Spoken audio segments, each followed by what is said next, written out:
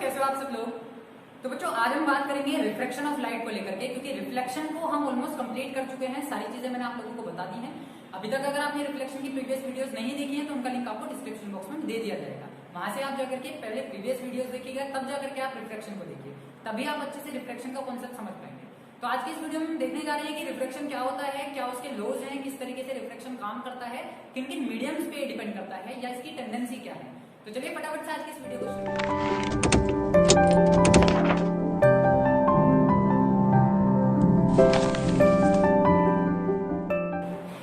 तो बात कर रहे हैं आज हम रिफ्लेक्शन के बारे में।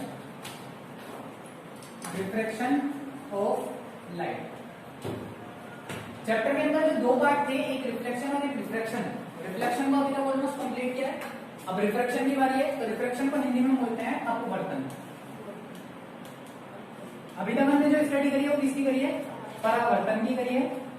आज जो मेन काम है वो है कि अपवर्तन क्या होता है, यानी रिफ्लेक्शन ऑफ लाइट क्या होता है, इसको समझना।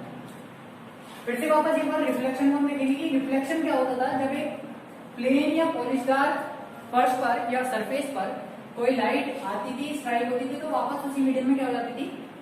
लौट जाती थी, है ना। क्या था? Bouncing back of the light in the same medium when it strikes on the plane surface. This is called reflection. लेकिन अब रिफ्रैक्शन के केस में क्या होगा? तो यहाँ पे मीडियम क्या था? सेम होता था। ये मीडियम कैसा है? अगर एयर है तो वो वापस किसमें ही चली जाती थी? एयर में ही चली जाती थी। लेकिन रिफ्रैक्शन के केस में ऐसा नहीं होगा। रिफ्रैक्शन तुरंत अलग हो जाएगा, क्योंकि यहाँ पर लाइट रिफ्रैक्शन के यहाँ जैसे ये स्ट्राइक होगी तो वो इधर नहीं आएगी, इसके पीछे या तो ऐसे हो जाएगी या ऐसे हो जाएगी। या तो लाइट क्या हो जाएगी? कुल मिलाकर के बेंड हो जाएगी। यहाँ पर फिलहाल ये समझना है कि रिफ्रैक्शन के अंदर लाइट की बाउंसिंग बैक नहीं होती है, बल्कि लाइट क्या हो जाती है? बेंड हो जाती है।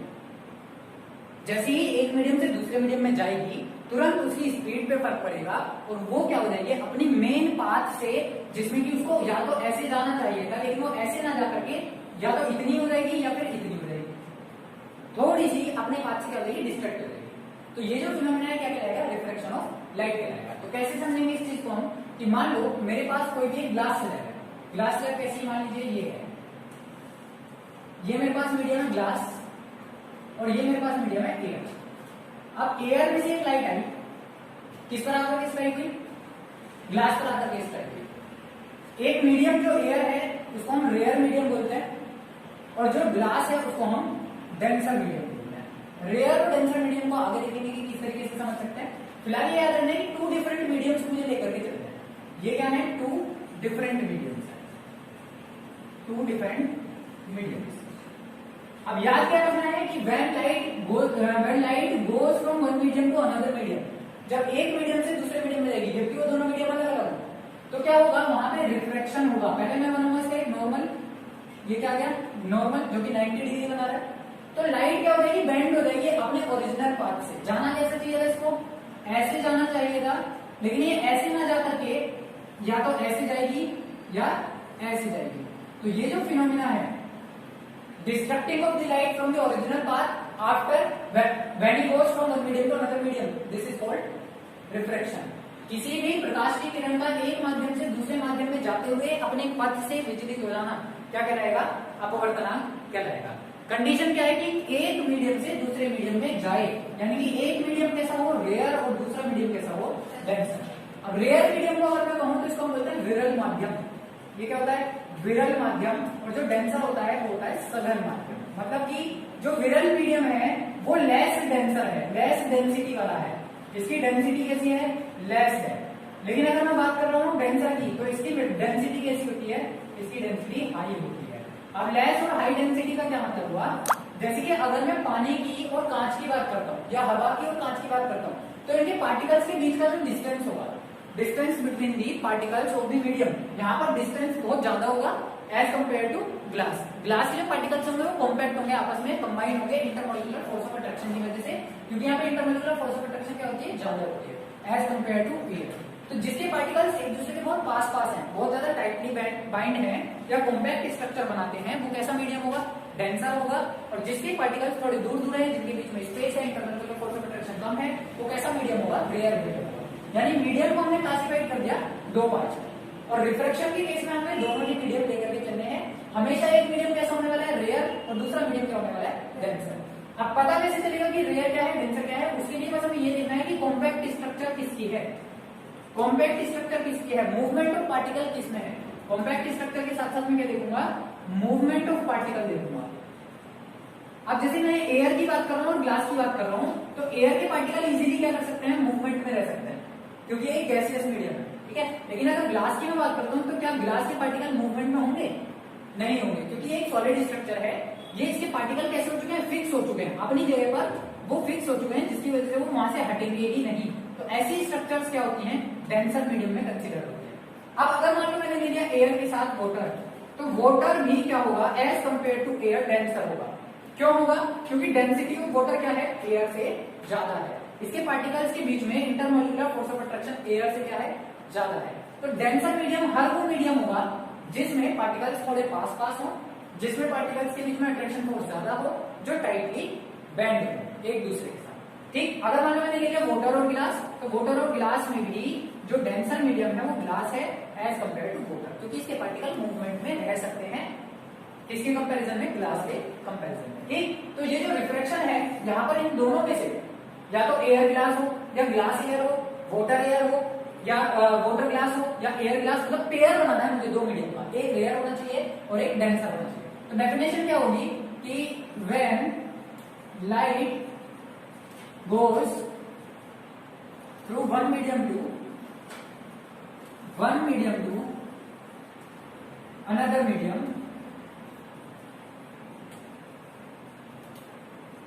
it bends or distracts from its original path.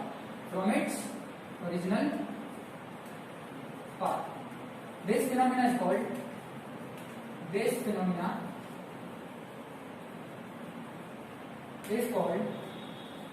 refraction of light.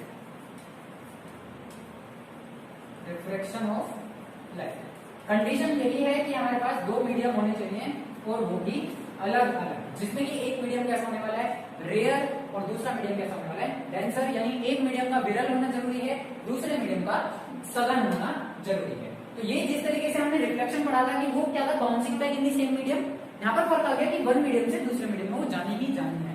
Light जो बेंड होती है, जैसे कि अगर मैं सनलाइट की बात करता हूँ, हमारे घर में अगर मान लो कोई डोर है और डोर में छोटे से छोटा कोई होल हो, तो उसमें से सनलाइट अगर बाहर निकलती है, सनलाइट जब हमारे रूम में आती है तो या तो इस तरीके से फैल जाती है या फिर वो नीचे की तरफ इस तरीके से फैल जाती है।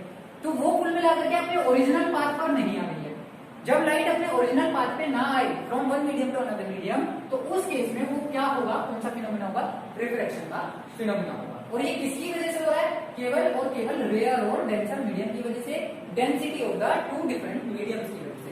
यहाँ पर अभी जो मीडियम है इनको मीडिया भी बोला जाता है, ये भी ध्यान रखना है। इनको मीडियम की जगह पर कई जगह मीडिया भी लिखा गया है। तो अगर मैं बोल रहा हूँ कि रेयर मीडिया या डेंसर मीडिया, तो वहां पर कंफ्यूज होने की जरूरत नहीं है। रेयर मीडियम और डेंसर मीडियम या रेयर मीडियम और डेंसर मीडियम बात एक ही होती है। स्क्रीनशॉट ले लो, फिर आगे चलते हैं।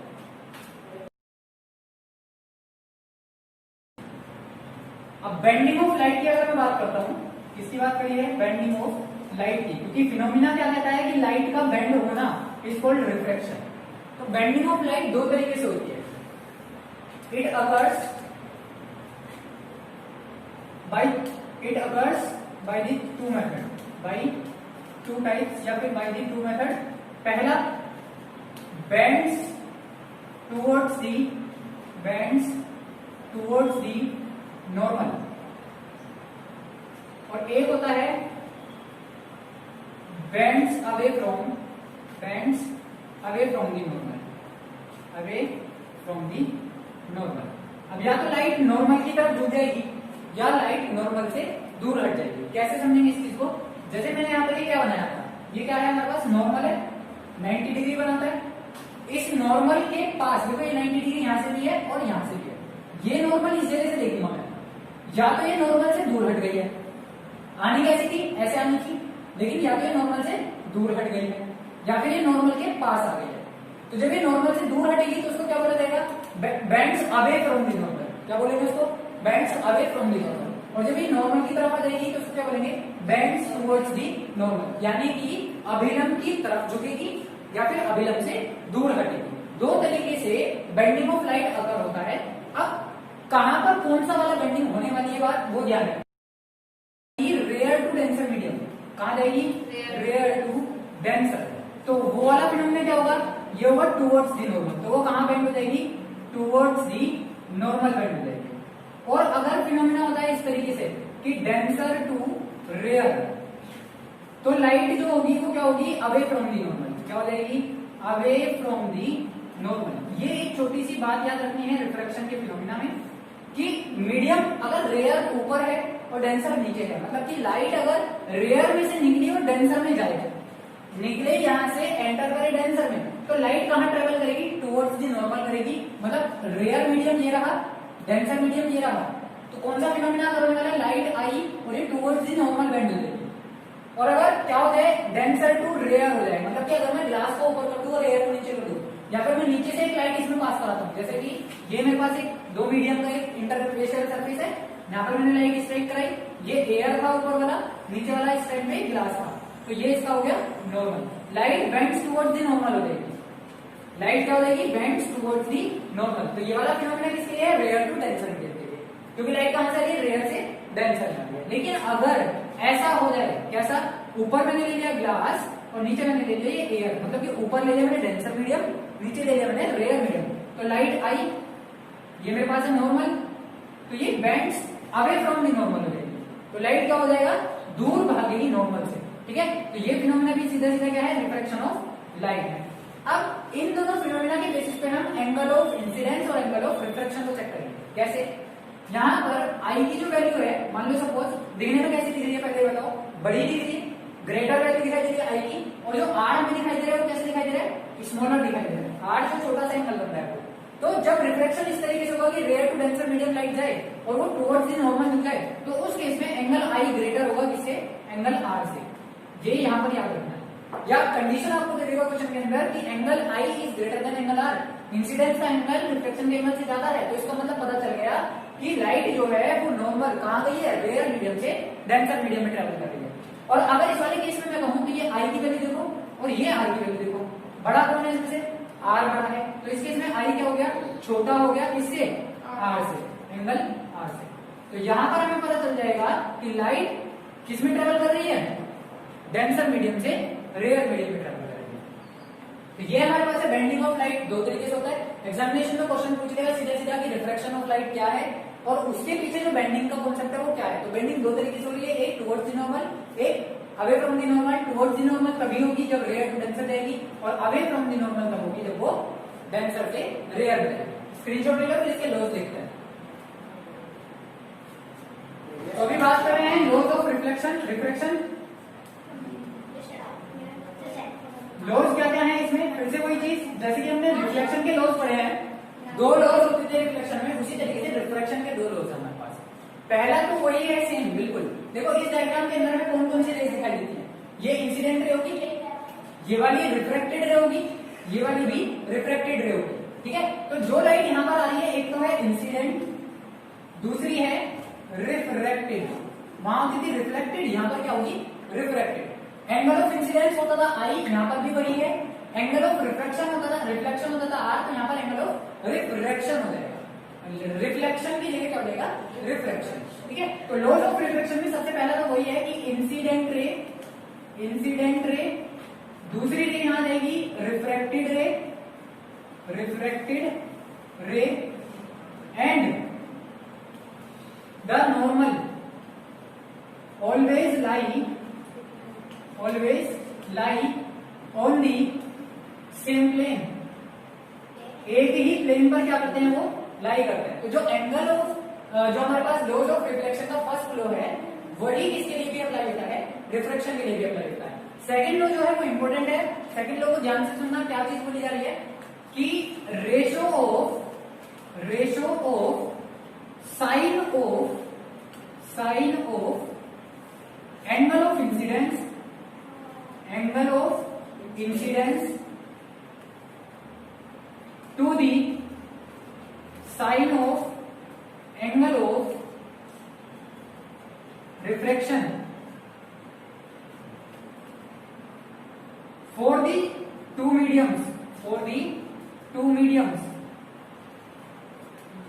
and one color of light, and one color of light, always constant, always constant. ये लो जो होता है इसको कहते हैं स्नेल्स लो. क्या बोलते हैं इसको? Snell's low.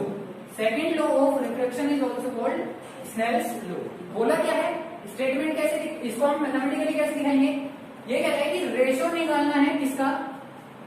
Sign of angle of incidence, यानी कि जो मैथ्स में हम साइन पढ़ते हैं, साइन, उसको साइन लिखेंगे. एंगल ऑफ इंसिडेंस क्या होगा? आई.